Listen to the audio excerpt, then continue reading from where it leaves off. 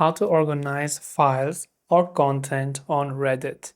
If you want to organize files or content on Reddit, for example, whatever post that you're actually posting it, make sure to post them to a specific community that you think will listen more in that community. So you can select a community and you'll see a list of community that you have actually joined.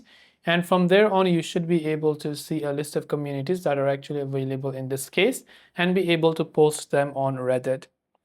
So that is the first way, that is to use a subreddit system to group content by topic and join relevant communities and post them. Now for your own files, you can use a consistent naming convention and create a folder structure. For example, you can create main folders for broad categories like documents, videos, or projects, and use subfolders for specific projects.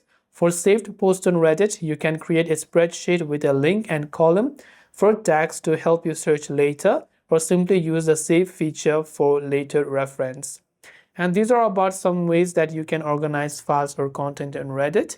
I hope that this video helped you out, and if you have got any questions, feel free to leave them down below. As always, thank you for watching till the very end of this tutorial, and see you soon in the next video.